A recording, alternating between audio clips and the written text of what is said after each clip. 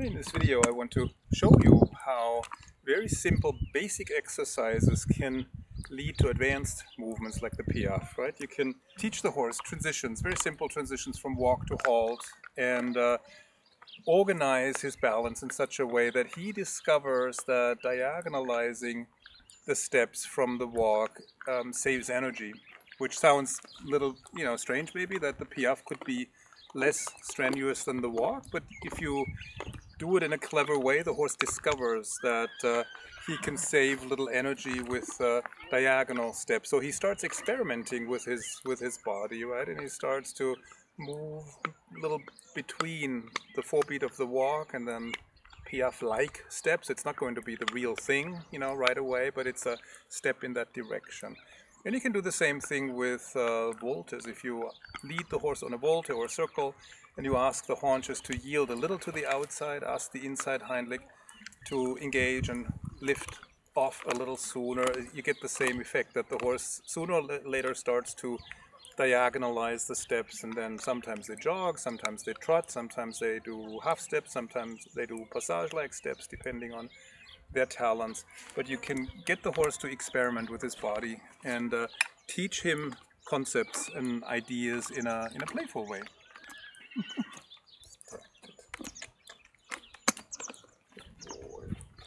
And it's important that you do the work in hand in a very calm, quiet manner, so the horses have time to think about their feet and their balance, and that they don't get scared.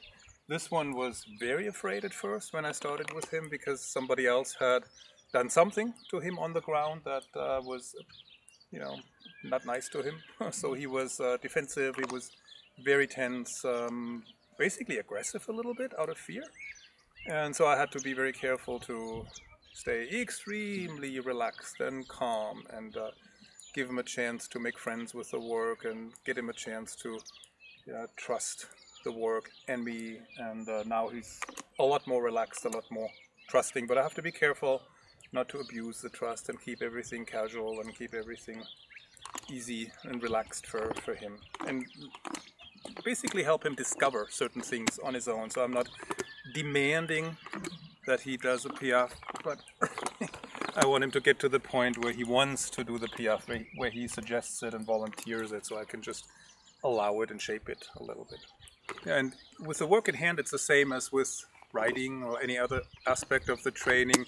The more advanced work always builds on the foundation of basic work. If the foundation is good, if the basic work is high quality, then more advanced movements become possible. Whereas if the foundation is poor and the horse hasn't understood important concepts, then you will have trouble with more advanced movements, because the horse won't understand them, the horse might get scared, the horse might not know how to do them, might not have the balance or coordination to do them, and then create issues that will haunt the training for a long time.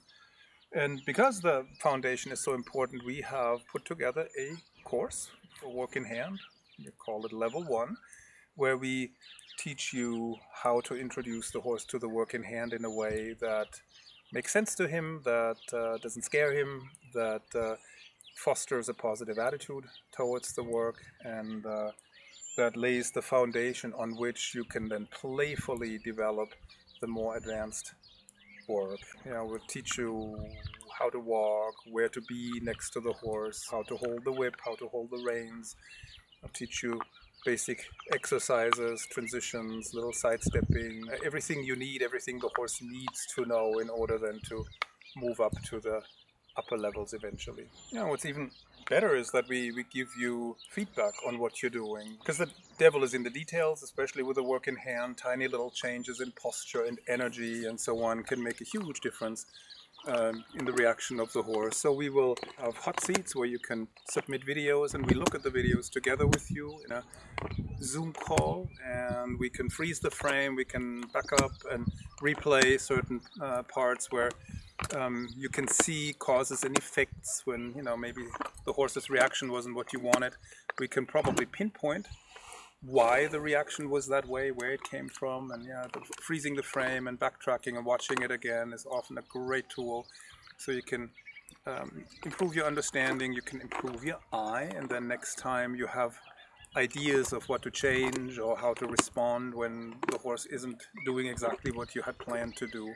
You can fine-tune your posture, the energy you send out, the timing of the aids, also where you apply an aid. Like if you're touching the horse with a whip, it makes a big difference where you touch him, and we can help you with all of these technical nitty-gritty details. And you have the full opportunity to ask all your questions in the Facebook group and in Q&A, so whatever question comes up or whatever issue comes up, you can always get our help with all of these questions.